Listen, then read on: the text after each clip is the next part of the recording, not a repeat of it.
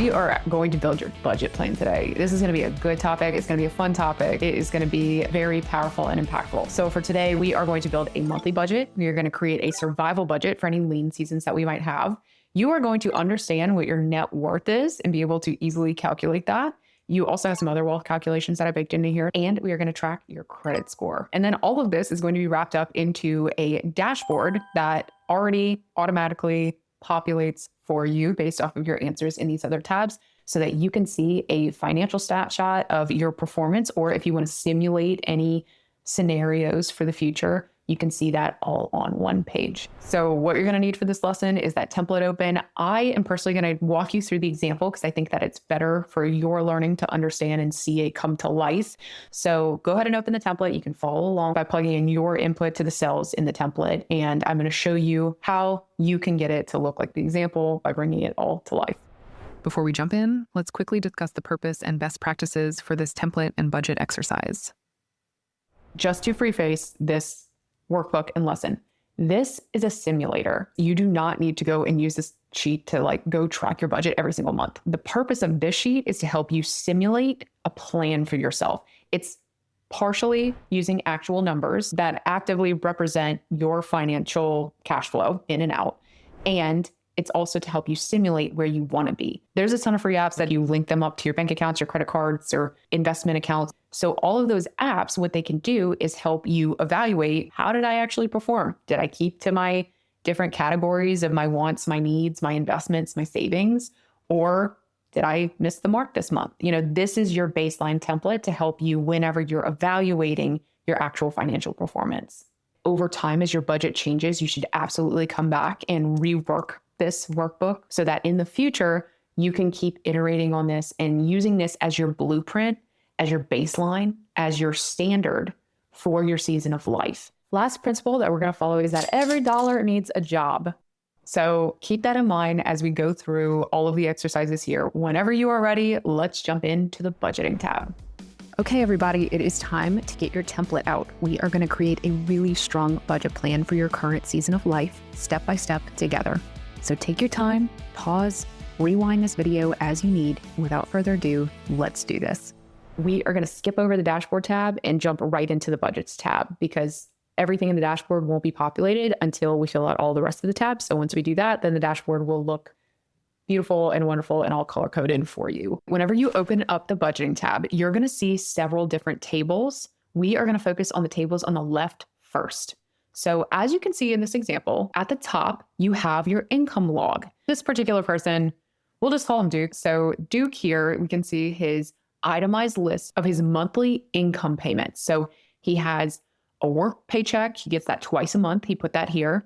And then he has a little bit of side hustle profit too. So as you can see, as you populate your own information into this list, that number that's in the dark purple above, it's going to tick up because it's going to sum up everything that you put into this table. And there's the ability for you to shift the itemized list around. Just feel free to put whatever you see fit. Then at the bottom of the table, there's a remaining balance after use. So what this does is it calculates from how much income that you're taking in, how much is going out. So if this number is green and positive, that means that you didn't give every dollar a job. Even if it's just in your savings account, you want to go ahead and list out where those dollars should be going. And then if this number is negative, it will be red. And that means that you are spending too much money on the other end of the spectrum and that you need to cut spending in some areas. So it's just to give you a little bit of a health check of how much is going out. But like I said, we want to aim for this to be $0 remaining after we give every single dollar a job. So go ahead and take a second to log all of your monthly income before taxes are taken out. That's really important. I'm going to come back to the taxes in just a minute. And look, if you're an hourly worker, or maybe if your income fluctuates every month, just base it off of an average of what you expect to get in a month. And if you're a student right now and you're like, I don't have a job yet, that's totally okay. You can just leave the 0, and it's okay if that's red for now. If you're a student and your parents are supporting you in school, which is a wonderful thing, that is totally fine. The next categories are going to be really important because this is your decisions that you're making with your money. So now, before we go to the investments log, we are going to take care of your taxes. I said that we were going to come back to this. It's really important for you to go ahead and put in how much federal, state, and local taxes are being taken from your paychecks. You want to log that in here first. Now, please enter the realistic or average monthly totals for your federal and state taxes or your local property taxes if you own a piece of real estate. If you're self-employed or if you're a business owner, you'd include any of your quarterly estimates here for taxes. And you could just divide it by 3 for a monthly average. So now the taxes are out of the way, let's talk about your investments. Just a heads up, if you are working, especially for an employer and you're a W-2 employee, then most likely you have some investments that are being taken out before taxes, and then you have some investments that are being taken out after taxes. But go ahead and just log all of them in this list, because the goal here is that you see all of your investments that you're making either through your retirement funds or maybe your own brokerage account, or maybe you have some crypto, or maybe you invest in real estate or in businesses or other ventures. You can go ahead and add all of your monthly investments right here. And I want to give just like a quick little lesson here. Most people listen to the 50-20-30 rule. 50-30-20 rule. Yeah. Like 50% goes towards your needs, 30% goes towards your wants, and then 20% goes towards your savings. I personally think that rule is outdated in this day and age because we are not actively considering investments in that framework. So the way that this budget sheet is set up is that you have 50% going towards your needs, roughly 15 to 20% that I would say you should aim towards investments. And then you have roughly 10% going towards savings, 10 to 15, depending on like what your range is. I'm giving you a range because you might be in a season of life where like you need to go lower or you have the ability to go higher. It's up to you. And then the last one is your wants. And this could be like 15 to 20% also. The younger you are, the more you invest up front, the happier you're going to be later. I'm telling you. But there are 4 categories in this worksheet. So that is what we're going to follow in this example. So make sure that you take the time to add each value into your investment log. It's going to tally up your investments on the row that says investments log. All right. And next, we are going to focus on our savings, because after investments, experts say that you should be focusing on your savings. And then we're going to go to your needs and then your wants. Your savings is where your emergency fund or maybe your near-term goals live. So this could be like a wedding, a car, maybe travel, tuition. But if your emergency fund is not in place, which is anywhere from 3 to 12 months in a bank account that you have readily available for yourself in the case that life happens. Maybe you lose a job, a tree falls on your house, maybe you get in a car accident, things happen unexpectedly, and you need to have a pool of money to be able to fall back on in the case of an emergency. So you want to have anywhere from 3 to 12 months. It used to be 3 to 6 months. Now, because things are more expensive, experts are also saying that you could go as much as 12 months, a full year of your needs, expenses covered in a bank account. And here's the thing. Once you finish your emergency fund, like once you have that in place and you're comfortable with it, then you can reallocate those funds to something else. You can put more towards your wants if you want, or you can put more towards investments, or maybe any new needs that you have, or make new savings goals. Like maybe you want like a big trip or like a big gift or a big concert. I don't know, something like that, whatever floats your boat. Now it is time for you to add any of your contributions to your savings accounts, which, as we've discussed, could be an emergency fund if you don't already have that in place, or other savings goals. Okay, let's move on to the last table that you're going to fill out. This is your needs and your wants. They're different, and we need to separate them on purpose because we need to call out their different percentages that should go to each category. So in your expenses log, your needs will be like things that you need to live and to work. So it could be housing, it could be utilities, it could be a phone, it could be groceries, it could be insurance, minimum debt payments, transportation, etc. And then your wants are more discretionary. This is like dining out, some entertainment, subscriptions, maybe some extra shopping, whatever that may be. So go ahead and add all of your details for each of these categories. Fill in the prompts. And then if there's any new items that you need to add, there's some lines that you can add to customize below.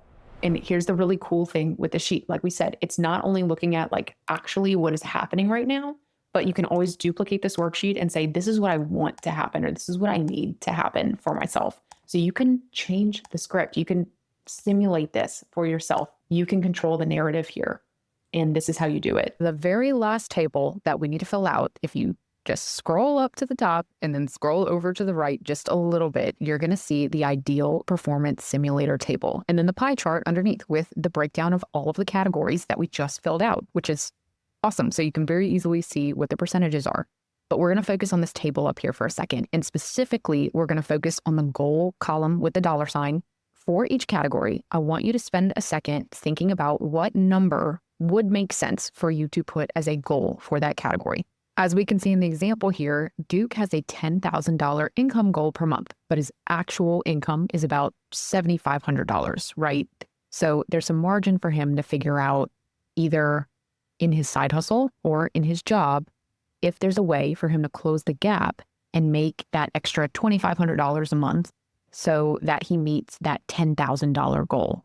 And if he does meet that goal or exceeds that goal, then the number would turn green. But right now it's red just because it's indicating that there's a deficit in terms of his actual numbers versus his goal. And it does that for all of the columns on the left side of the table. So we're going to compare apples to apples. This is all related to the dollar columns here. To finish reviewing this side, he is exceeding his goals for his expenses. And for his income, his investments and savings, there's a little bit of room for improvement. All right, now let's move over to the percentage side of the table. Like I said, we're comparing apples to apples. The left side of the table was dollar signs. The percentage side is the right side of the table, which operates a little bit differently. So at the top, we can see that we are using 100%, or at least Duke is using 100% of his income. And what does that mean? It means that every single dollar has a job. So that's a really good thing because every dollar has a purpose. It's working for him in some way. So now if we move to the next line with his investments, if you look at this category, this means 16% of his income is going towards his investments, which is actually a great number. But you might be wondering, why is this red? So for Duke here, he has a goal of his investments being about 20% of his income, not 16. So he's missing his own goal, which is why it's red. So if he did, in fact, say that his goal was 16%, then it would turn green because it would indicate that he is meeting his standard. But for this example, it's red because he has a higher goal than what he is currently actually allocating towards that category. And then if we go and we look at the savings, the expenses, needs, and wants, you can see how he's performing too. It all follows the same trend. So here, his savings, he's meeting his goal. He's actually exceeding his goal for savings by at least 1%. And his expenses, there's a little bit of room for margin for him to try to find where he can reallocate maybe some of those funds. And then for his wants, he has about 3% margin in terms of his goal, which is great. If he's only spending 17% on his wants, that's fantastic. But I digress. So there you have it. That is how you can use this ideal performance simulator. But like I said, I only really want you to focus on this goal column. So take a minute for yourself and really think about what numbers make sense for you to assign to each of those categories. So our last and final step for this budget tab is for you to write down your ideal performance numbers in the goal column. This is going to give you a really good perspective of where you are currently and where you would like to be. The table will self-populate to identify the gaps between your actual numbers and the goals, which will give you a very clear indication of what next steps you need to take so that your actual numbers match your goals. All right, and then that's it. That is your monthly budget. So now we are going to navigate over to the survival budget tab. And this tab is the exact same tab as the monthly budget tab, except you're going to drastically prioritize your needs. Because like I said, whenever life happens, like maybe you lose a job or maybe some kind of big medical issue comes up and takes place, or maybe you need to take care of a parent or a grandparent or something like that, and you're just living in a really lean season, this is going to be your saving grace. And look, I can testify, I lived off of my survival budget for a year and a half. I quit my job, which was wonderful and lovely and paid me well and gave me good benefits, because I had this huge tug on my heart to come and build this, to come and build Avolv. And so I needed to burn the boats and I needed to go all in before I was married, before I had kids. I needed the opportunity to be able to make this happen. And the only way I was going to do that is if I had my time back in my days. So I saved up enough money at my job. And then I decided, I was like, I am going to get down to the very bare minimum of what I need to spend every month to be able to launch this business and make it happen. So I just said, I'm doing this because God told me to, and he's in charge of the results. So that's where we're at. And I don't know. I think everybody, if you have the chance to go to survival season, I'm happy for you in a way, because it'll change you for the better and it'll show you what you're made of. All of that to say, this is important, and you're going to be so happy that you did this now, so that this plan here is like a life vest for you to lean on and rely on whenever tragedy strikes, or maybe you insert yourself into a survival season, like quitting your job to start a business, whatever that may be for you. Please pause this video and take the time to go through each of these action steps. The survival budget tab is the exact replica of the budget tab, except you are going to drastically prioritize your needs expenses. And you're going to try to cut spending in almost all of the other areas wherever you can. Obviously, in your survival season, it's good and healthy, I think, to allow yourself to have some wants, and there may be opportunities still for you to contribute to the other areas of your life. But like I said, first and foremost, we really need to make sure that our needs are covered, because in the survival season, especially if there's no income coming in, you need to make sure that all of your basic necessities are taken care of.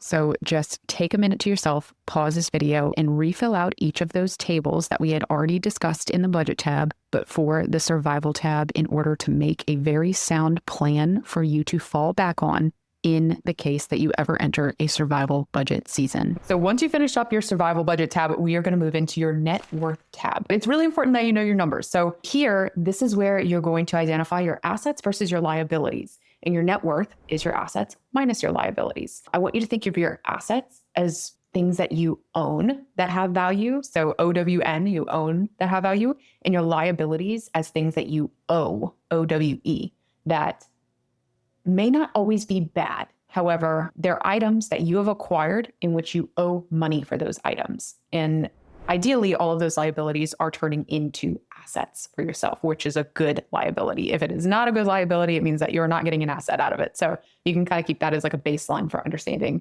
your assets versus liabilities. So now I want you to just take a minute to go ahead and list out the value associated with any of these items. In the budgeting tab, those were monthly values. This is an all-time value. And you're going to see that net worth box at the top, it's going to start changing. If it's positive, it's going to turn green. And if it's not positive, then it's going to turn red. And look, it's okay, especially if you're a student, if it's not green yet. If you are not making money, if you don't have a job or you don't have a business in which you have positive cash flow, then it might be red for a minute, and that's okay. But over time, ideally, so if you go over to the right in this sheet, you're going to see a time log where you can stamp the date, so today's date, whatever that may be, and mark your net worth. And ideally, over time, you're going to see this number tick up into a positive direction, which is really cool. For this exercise, take a minute and go find all of the monetary values associated with your assets and your liabilities. Each table is pre-populated with prompts for you, and you can also add new line items at the end of the table in the blank spaces if there are additional assets or liabilities that you would like to log. After you have completed adding all of the monetary values into each column in the respective tables, navigate to the top and find the net worth value. Copy this number, and then on the right where you see the time log, put today's date and paste that number into the time log so that you can remember what your net worth is today. And the next time that you come back and do this exercise, then you are going to see this number change. And ideally, you will see it get bigger and bigger over time. Okay, and that's it for the net worth tab. Now we're going to flip over to the credit score tab.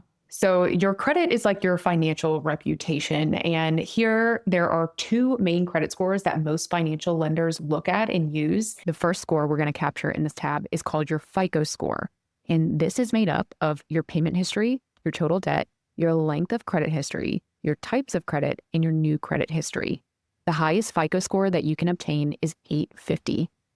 And the second score that we're going to log in this tab is called your Vantage Score. And this is made up of your payment history, your depth of your credit utilization, your recent credit, your balances, and your available credit. The highest Vantage score available is an 850. So I want you to plug in your information for each of those scores.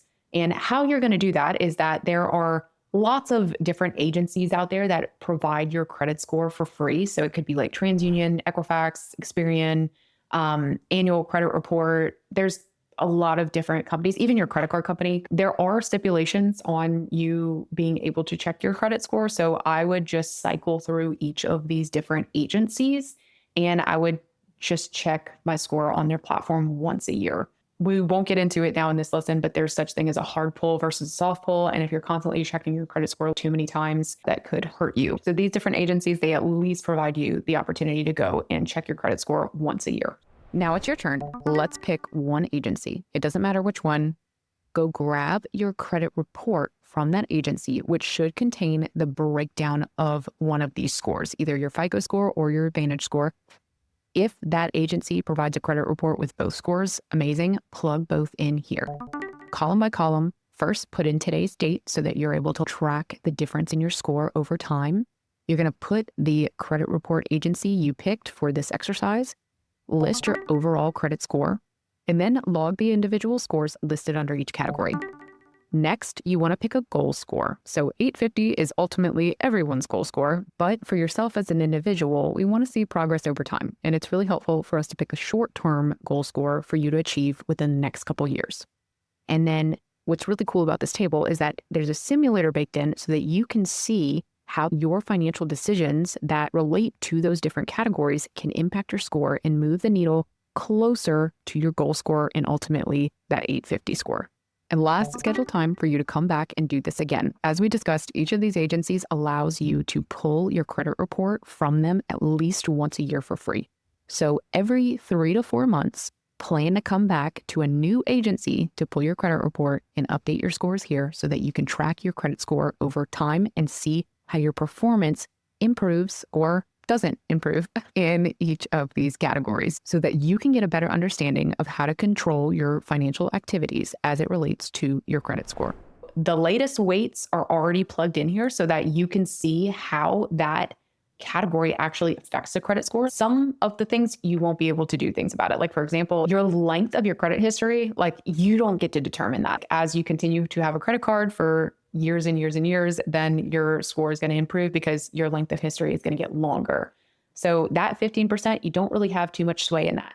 But you might have sway whenever it comes to how your payment history is performing, your total debt that you have, the types of credit that you have, any new credit history, or in the Vantage score, they have some other slightly different categories. I want you to go ahead and ask yourself, what can I do to improve that particular category's weight for my overall score?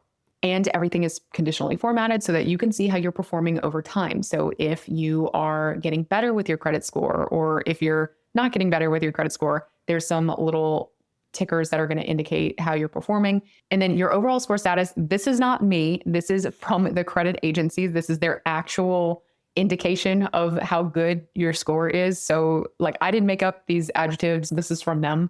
In this example here, we can see that the status of his overall score is considered good for FICO. And for his Vantage score, it's considered prime, which is like green, really good status. Yellow is like, okay, it's not bad. So ideally, you're falling into the higher categories where your score is looked at favorably. And then I want you to set a date to come back and do the same exercise with another credit agency and continue to do this over time so that you can see your score change and hopefully improve positively. That is it for the credit score. So last but absolutely not least, we have the dashboard tab.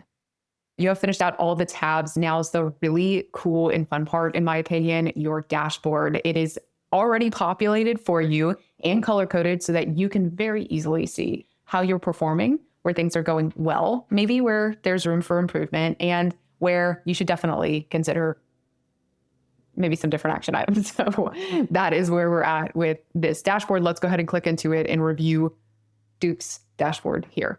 Let's start on the left up at the top with your wealth calculations. You have your net worth featured here from your net worth tab. The next calculation featured here is your liquidity ratio. This is your ability to cover your liabilities, liquefying your assets. So if the score is over 100%, that it's stronger. If it's under 100%, then that means that your liabilities are outpacing your assets in terms of value. So at a very high level, that's just a snapshot of your liquidity ratio as it stands to date. Next, you just have the quick details of your total assets, of your total liabilities from that net worth tab. And under those, then you have your housing ratios. So there's 2 ratios here just so you can see really how much money is being taken out of your income that's going towards your housing. So first, that ratio on the top is for your rent or your mortgage only. And then you also have all of your housing expenses. So this is including all of the subsequent expenses that go towards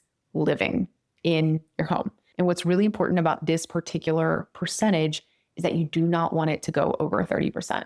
Because if you think about that, if 30% of your income is going towards your housing, and then also your taxes take up like 10 to 15% of your income, or, hopefully less if you're able to really, hone in on tax strategies. But if you are already spending about 40% of your income just on your housing and just on your taxes, that's going to really limit the rest of your needs in your needs category, but also it might shake up your other categories as well. This is conditionally formatted that if those percents go over 30%, then it's signaling like, hey, we're in a little bit of dangerous territory here. Okay, and then below that on this table, you have your cash inflow. This is how much income that you're making every month, and then what your cash outflow is and your net cash flow. Like I said, we want to give every dollar a job. So the goal is that our net cash flow is 0. But if it's left over, this is just giving you the indication like, hey, you need to go assign those dollars to something. All right, so you have those wealth calculations. Now we're going to move right below that into the credit scoreboard, which is just pulling very simply from that credit score tab where you put your goal credit score and then where your actual credit score is. Super simple, but just so that you can see it very easily right here.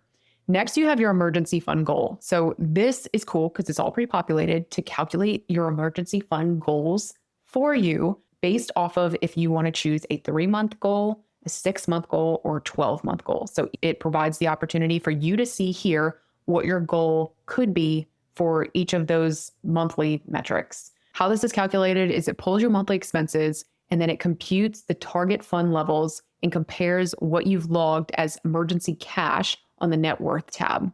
It's conditionally formatted to give you an indication of if you have exceeded the goal for that monthly metric. So here we can see Duke has $30,000 in his emergency fund. So yes, he has over 6 months worth of his needs met in this emergency fund. He doesn't have the 12-month mark. He would need almost $20,000 more if he wanted to hit that 12-month mark, but he's at least in the clear of having over 6 months worth of money of needs covered in his emergency fund. Okay, next. Oh, this one is a good one. I love this particular calculation because I think it's really cool. There's a movement. It's called the FIRE movement. Financial Independence, Retire Early. That's what FIRE stands for. And the goal of this movement is that people are trying to live below their means and invest more so that they have the opportunity to retire earlier than the standard rate of around 65 years old. This calculation, your FIN number, which is your financial independence number, this is giving you an indication of this is how much money I would need to be able to say, okay, I can successfully retire at 65 years old with 25 years, assuming that I would live to about 90 years old. But I wanted you to see that there's potential for you to retire earlier. It gives you the opportunity to see how much money that you would need at that age to be able to do that. So if you want 35 years of retirement, this is how much money that you would need. And then 50 years of retirement, this is how much money you would need. I think it's so awesome to be able to see this is how much money that I would just need to sustain me to be able to retire and live the life that I want to live for X amount of years, depending on whatever that is for you. Also, I want to give you some perspective that maybe you have, your expenses covered for that amount of time in retirement, but maybe you also want to be a grandparent that gives a lot of money just like on the side to your grandkids, or maybe you want to do more cool, exciting things in your retirement. So you're trying to get this much money so that you could do some other really great things in retirement and maybe make even more money, or just maybe you just want to live like super extravagantly. Your life's your own. You can dream how you see fit. This gives you an indication of saying, okay, like if, I say I want to still retire at 65, but I want to retire with at least as if I was having 50 years of retirement, then I wouldn't just need 1.6 million, I would need 3.258 million to be able to live the life that I want to live. So you can play around with this to see what your ideal retirement goal would be. But I love this number because I think it just gives you a really practical idea that like, maybe you don't have to work forever, or maybe there's the opportunity for you to figure out how to make that much money sooner than later so that you can retire earlier. Okay. So that's it for the left tables. We are going to go over to the right and look at our overview of our monthly budget plans, which is just essentially pulling the high level details from your budget tab and your survival tab. So we have here very simply the 2 pie charts, just so you can see the comparison side by side. As you can see here, Duke super prioritized his needs over everything else, but he still left a little bit of space for his wants and his investments, and then 0% to his savings, since he is pulling from his savings in this particular example, which you can go visit on the survival budget tab. But then for his other just regular monthly budget, whenever things are going according to plan, he has a pretty healthy and steady use of allocating his funds here in those different ranges that we discussed in that tab. And below, you can see the figures of the goals versus the actuals from those tabs. So this is all conditionally formatted to give you the indication of if you are meeting the goals or if you are not meeting the goals. So it gives you the red and green indications there. And y'all, like, that's everything. Now you have a budget, you have a baseline, a blueprint to evaluate all of your financial performance off of. And you can use this as a simulator so that you can identify what your goals would be for the season of life if you shift how you steward your money in those different categories. So it's your opportunity to not guess. It's just a way for you to actually simulate those moves before you make them and assign a plan to every dollar. Give every dollar a job. Every dollar should have a purpose. And here you have it. You have a regular budget, a survival budget, a net worth log, a credit tracker, and a dashboard for your decisions. So use this example book as a guide just to help you whenever you get stuck, but update it monthly and really just try to celebrate your progress. That's it for your tutorial today. Thank you so much for investing in yourself and being here for this. Personally, I have found that the more that I check in with myself with a system like this, it increases my propensity for prosperity. So I hope the same for you. That's what I want to leave you with. I look forward to seeing you in the next tutorial. There's always resources below, so just check that just in case there's anything else that could help you with the subject. But otherwise, take care, good luck, and I hope this helps you achieve financial stability and success.